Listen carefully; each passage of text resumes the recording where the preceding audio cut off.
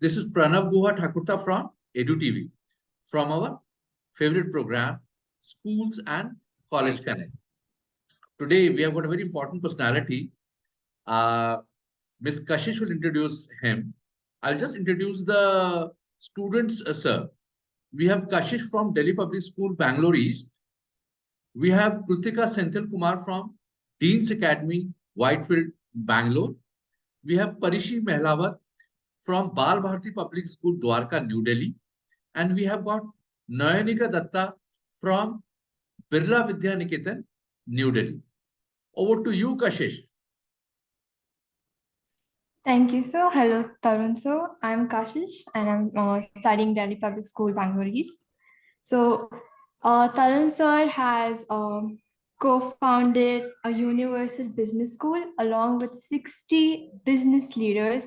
And I'm extremely honored to be able to be here and ask you questions and learn from you. Thank you, sir, for being part. Thank you. Thank you so much for having me here. Thank you. So I'll now request all the students to ask their questions. Yes. I would like to begin the questioning. So you have managed and sort of spearheaded many firms, be it from Thomas Reuters or now in business school, you have a major role there as well. My question to you is, what are few qualities that are absolutely essential in a leader to sort of manage all the conflicts and get everyone together to achieve common objectives and goals, sir? What do you think are absolutely essential? So I missed a few seconds, but I think I got the gist of it. So for me, I think, as leadership is all about three basic things. The one is the most important is to get the right talent. If you have the right talent and you give them the freedom to perform, I think that's half the problem sorted. And then you as a leader have got to start thinking beyond the current nature of the business. So I call it 60-30-10 rule, which is 60% you focus on your current business, 30% on new ideas which are adjacent to your business, and 10% on the new outside ideas, like just crazy breakthrough ideas which could transform your business. Or tomorrow, a competitor could come and attack your business. So you've got to have a strategic viewpoint which takes the business in the long-term direction. And third, you got to have an enabling environment. So the environment and the culture is, I can't stress how important it is. So things like collaboration, make or break organization. So if you have a team which is willing to work with each other and contribute to the larger goal, I think that drives the performance and the passion of the team. So that is, if you create that framework, then conflicts will arise, and that's fine, and it's an open in fact, conflicts are good because there's always good to have a little friction. It ends up, I say innovation comes when two worlds collide, right? When two worlds collide, there's new ideas which will come to the fore. And sometimes some ideas are good, sometimes maybe they're not good for that school at that point of time. So the objective is to say, okay, hey, we have a difference of opinion, let's not lose the plot by getting angry with each other. If we agree to disagree, then we can take it to another probably senior authority, and hey, let them decide. So rather than getting into animosity, so there is no point doing that. It doesn't achieve it. And sometimes I'll tell you, in my career, corporate career, I've worked in more than 50 countries in the world, and many times I did not agree with my boss because he probably had a better view or a larger view or a larger point of perspective. I would always take the very simple thing, and would say, I surrender to your not to your authority but to your knowledge and your experience. So I surrender to your wisdom, essentially, and move on, right? Let's go to the next stage. So I think that's what people get very attached to their point of view, and they don't want to move aside. And the way to deal with conflicts is saying, like you have a conflict with your friend or you have a conflict with your parent. The simple thing is, it's not like I'm right and you're wrong, and they will say, I'm right and you're wrong. So that is then the conflict. The better way to say it is, I'm right from where I'm coming from, you're also right where you're coming from. So the moment you start putting that both are right, because they're coming from different pieces, different, knowledge pools, different experience pools, different talent pools, different, gender pools, everybody looks differently at the same problem. Even two siblings in a family look at it differently. So I always say that, if you say both of us are right, then you've got a chance to solve it. If you say both you're wrong, then there's no chance. Excellent. That's truly insightful. There's a lot of collaborative factors in making the leader that I can interpret from your saying. Over to you now, Datta. Thank you, sir. First of all, good morning, sir. It's an honor to have you here, and even a greater honor for me to interview you. So, you are an evangelist in the field of education, and you've had an illustrious career graph. So, I've read about your 3E model on ethics, environment, and experiential learning. Could you tell us in detail about it and how can it be implemented at the school level? From the outset, having had 20, okay, brilliant. From the outset, since I came into education from the corporate world after 25 years in the corporate world, I realized that, you can do great business, great impact without having to compromise on your ethics. And so that was one of the founding pillars of Universal Business School, that we wanted to make sure that nobody, gets tempted to do the wrong thing just to get maybe a few. So I wanted to build that in the foundation. I'll come to how we practice it. So on the ethics side. Secondly, I'm sure all of you have ridden a bicycle, right? And when you were riding the bicycle, I'm sure you didn't read a book. You were actually, get on the bicycle, you get a little bit of balance, and then once you figure it out, you get riding, and then for the rest of your life, you are going to be, not ever need to read a book to write it again. Why? Because that skill set is ingrained in you, and so experiential learning becomes a very, very key way of doing that. When you start engaging with the knowledge, when you start engaging, not reading it, not mugging it, not trying to, the best way to imbibe it is when you engage with that knowledge, and that's what experiential learning is, where you put your you get excited about the knowledge. So our model is 80% we practice it through experiential, practical learning. Everything is through projects. We have an experiential learning model. To give you one very quick insight, so if you're interested in the world of finance, we have 136 live exchanges streaming finance, stock markets, bond markets, commodity markets, and we give you as a student $10 million, and you have to invest it in each of these asset classes. Now, why is that important? When you're going through that experience, you're actually engaging with the market, you're making some money, you're losing some money, and then you ask your question, why?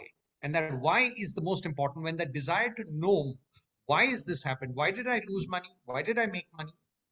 That's where the learning starts. So we believe when you engage with the subject, your learning multiplies, tenfold, and not only multiplies tenfold, it'll stay with you for the rest of your life, those lessons. So that's experiential learning. And third is environment. So I think the biggest challenge that the universe faced, and this was back in 2009. Today, everybody's talking of sustainability and the environment. And we were very clear that we will become India's first green business school. And therefore, we not only have, we are 70% of our electricity comes from solar, rainwater harvesting. We do all of the organizational practices, green buildings, waste recycling, everything. But that's the hard side of the green and sustainability agenda. We say, how do we ingrain this in the minds of our students? So every student becomes a SDG, Sustainable Development Goals of the United Nations, a brand ambassador. And then they practice on that SDG goal. And that is then amplified through projects which they do, learning, teaching that our faculty do with that SDG in mind, research projects that you do towards, learning more about that SDG, and then the dialogues and the partnerships that you follow through. So we are today very pleased to say that we are in only top 5 schools in India who have a PIR, positive impact rating, which is under the United Nations, for what we do in terms of furthering the SDG learning in our academic institution. So environment, very important, experiential, the way to engage with the subject, and ethics is across the board, right? There's never one subject on ethics. So in every subject, through case studies, we bring out the ethical questions of how do you deal with such situations, and that's how you learn. Thank you so much, sir. I think it really cleared my view, and I believe other the viewers' view as well. And I completely agree with you on the experiential learning part, because until and unless you try, you never really know, never really understand why you're doing it and what went wrong and all. So thank you so much. Most welcome. Now I request Ms. Kritika from the Dean's Academy, Bangalore, to put her question. Over to you, Kritika. Good morning, sir. Thank you for being here. I'll just directly go to the question, sir. Entrepreneurship it's an up and coming subject. It's one of the subjects I study too, which is what prompts me to ask you this question. If innovation is a blanket concept, in the sense, can the same innovative ideas be used in multiple contexts, or do you think it's a very case-based situation? I'm sorry, I missed a bit of it, but you're saying, can innovation be used in multiple contexts? Sorry, can you clarify a little bit? Yeah, sure. So the question was, do you think innovation is a blanket concept, in the sense that can the same innovative ideas be used in multiple contexts, or is it a very case-based situation? So I think, the beauty of innovation is that you're trying to solve a problem, right? Which someone else has not thought of, whether it could be a product or a service, or a concept which is trying to be created in terms of innovative thinking. So I think it's a solving of a problem. Now, every problem has a context, right? So you're solving for that context to create that unique advantage for that customer or the consumer of that product or service. So you're creating it given his situation, his current situation. Now, obviously, therefore, that innovative idea will be particularly directed to that context to solve that problem. Now, you can use that same innovation to modify it slightly, because in a different context, that same product or service might work, might not work. So, you have to be very clear what is the end goal of this innovative product or service. And sometimes it can be industry wide, so it can be applied to everything. So like an innovation like just in time, right? That is an innovation which came in the Japanese world. It's a concept of thinking of how you can reduce your inventory. That can be applied to the entire industry or multiple industries.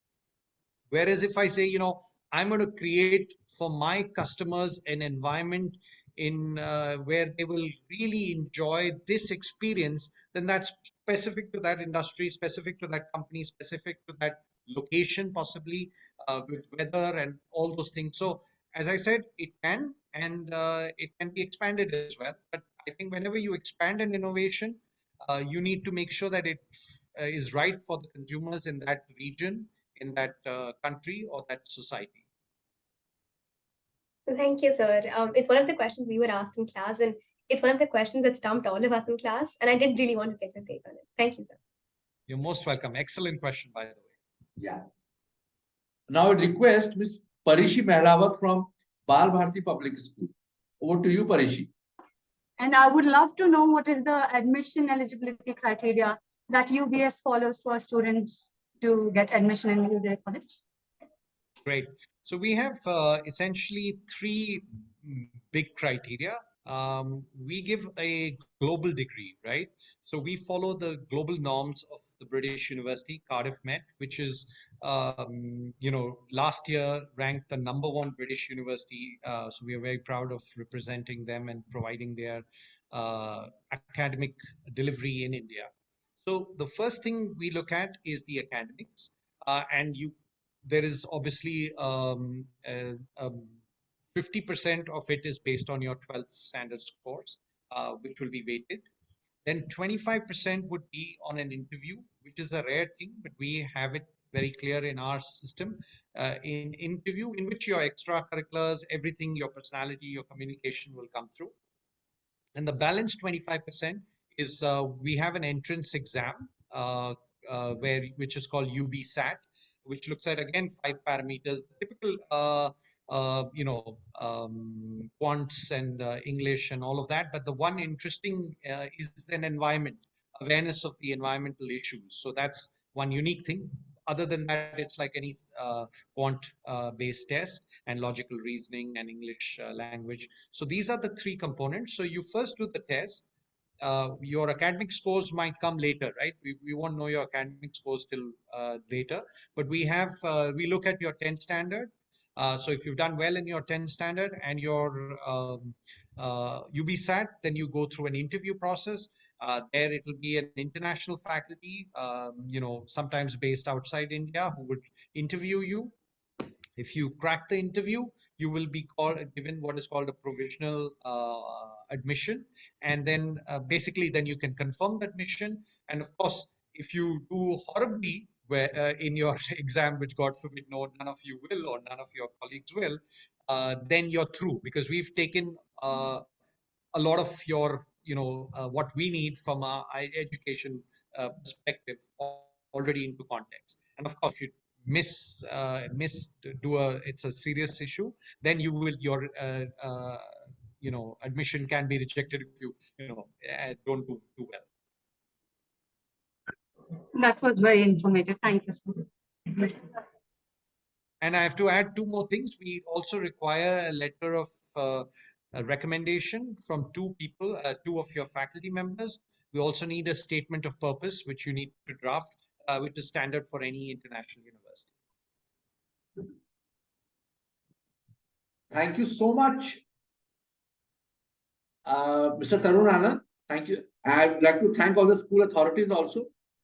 I think Mr. Tarun, I think we always enjoy listening to him.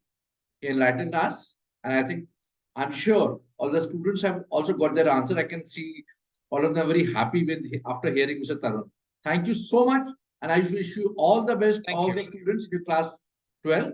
And thank you, Mr. Tarun, for your time. Thank you so much, sir.